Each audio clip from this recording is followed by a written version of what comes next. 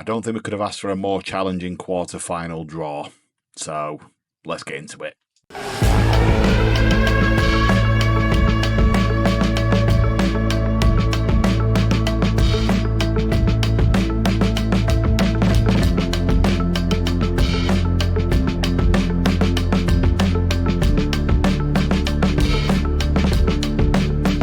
Boys and girls, welcome back. You join me in the Evolution of Everton story where we currently face Man City in the FA Cup quarter-final.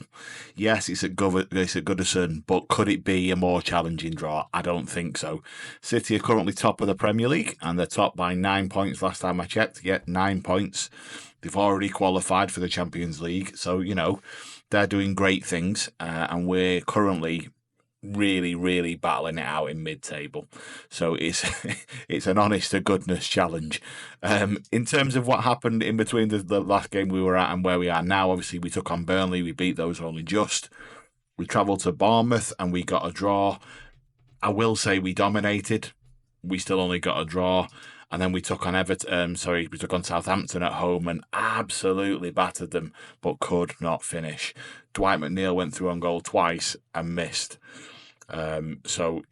Real struggle because we cannot finish. I think our XG in the Southampton game was something like 3, and we just couldn't score.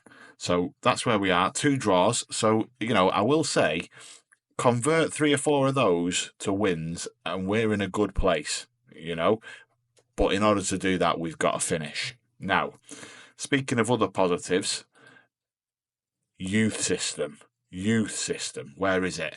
We have had an absolutely superb intake. Where is it? There it is. Excellent intake. Look at that. And we've got 4 elite talents and 3 top talents.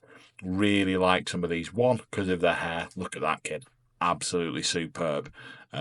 Really solid defensive midfielder, which I'm looking forward to seeing progress. He's only 15. Ryan Quinn, centre forward, superb first touch. Really looking forward to seeing him develop. Herford Lockett, really pacey. Great sort of flair, bit of determination. Great at dribbling and running at his man. Right winger, really exciting to see him come through. And then Marvin Weeks, again, looking to try and get on the ball, pass, great teamwork, great work, great aggressive, powerful centre midfielder.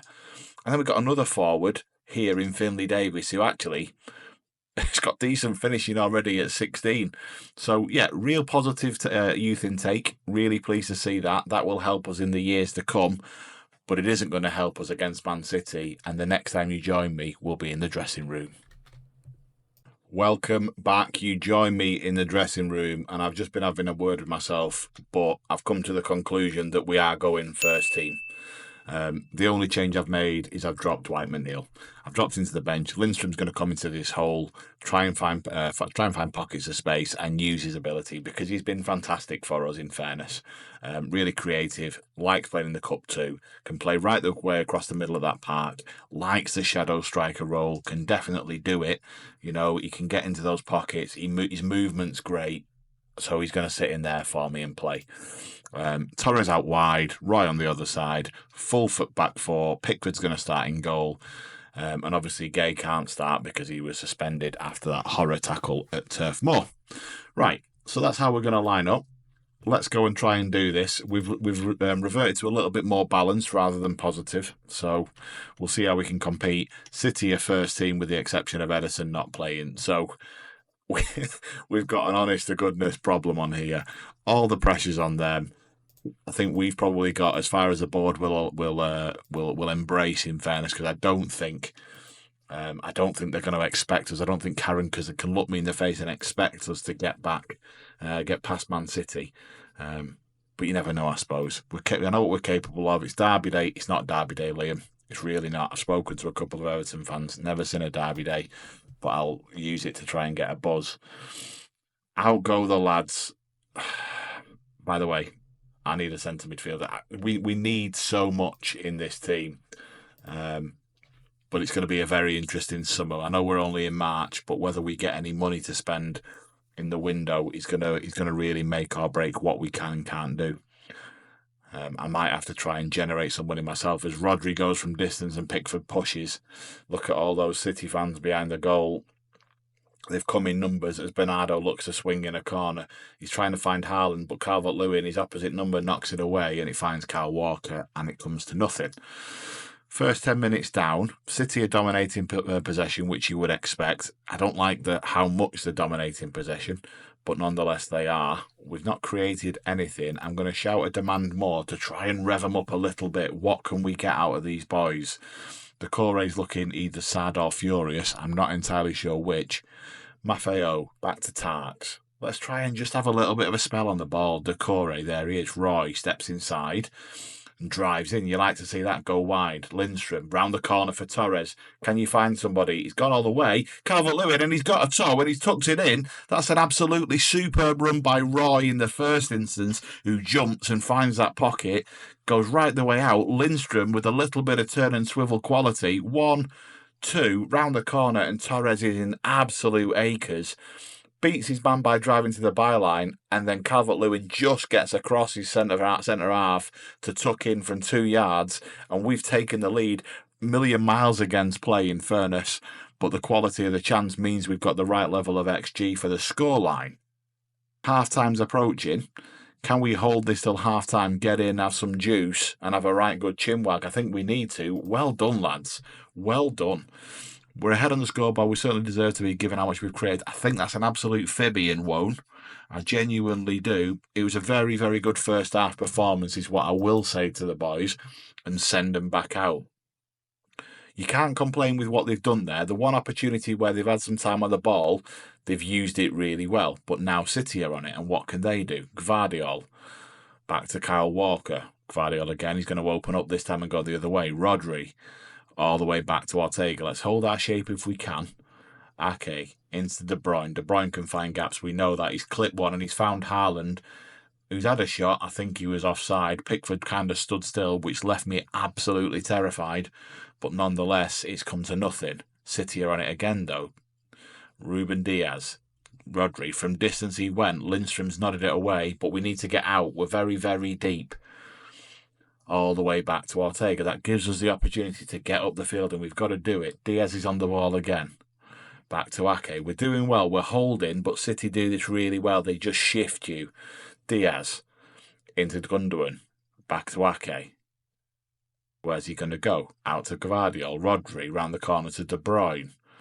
Listen to the names. We're banging trouble. Oh, well in you. Bernardo's back on the ball. He was offside there. He was offside there by a country mile.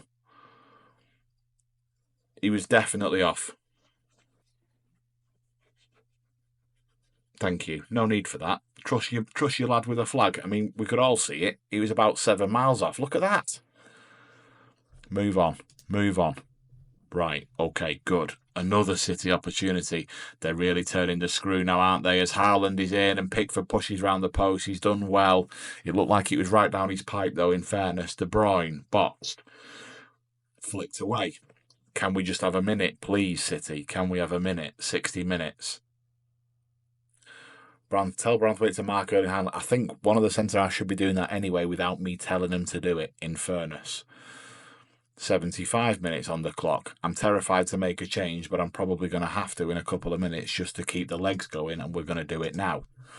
And Dye's going to come and do a bit for me in that pocket, see if you can do something, and Brogier's going to come on and go out on that wide left-hand side. I'm going to leave Beto off.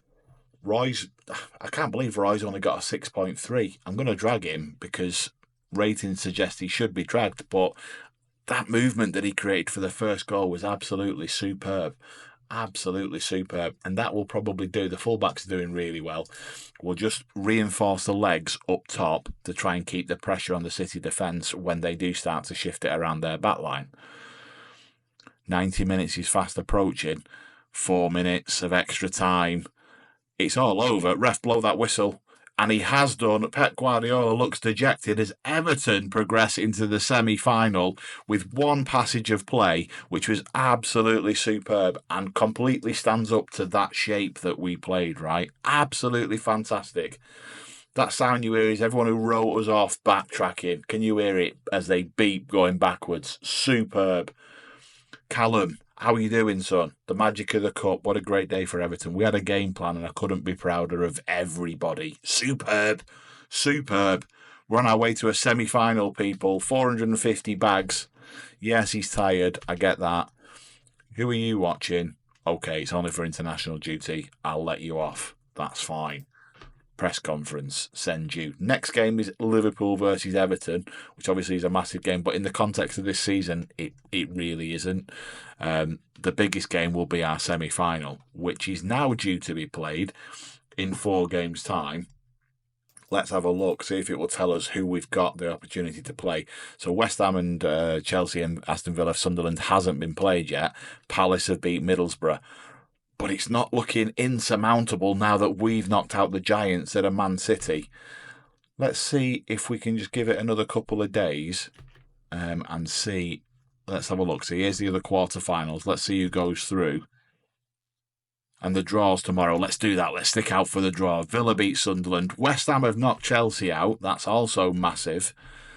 Johnson accepts. Okay, well, he's going to stay with Charlton. I'm trying to bolster our scouting team, by the way. Behind the scenes, I'm just trying to nudge up the levels of quality that we have at every possible opportunity. Every time somebody recommends I have a look, I do so. Right, here's the draw, people. Here is the draw. We're going to make sure it's on a decent speed because it's a nightmare usually. There we go. Okay, and we are underway. I would love a home draw. And mind you, is it a neutral venue? Palace, Aston Villa. That means we've got West Ham. I'm not entirely sure if it is at a neutral venue, but we've been drawn as a home side anyway. Julian Dix is going to draw out his former club. Hang on, we've been shown as the away team. I don't really understand. That's okay, though. It doesn't matter. We are in the semi-final. What a superb, superb result. Will it tell you here? Will be played at Wembley. Millers is on the way to Wembley in his first season. Let the record state that here and now. I hope you've enjoyed that. I'm not entirely sure what more I can do to request a like than that. Do feel free to do so. Please subscribe. Come along on the journey with us. Thank you very, very, very much for watching, and I'll join you at Wembley.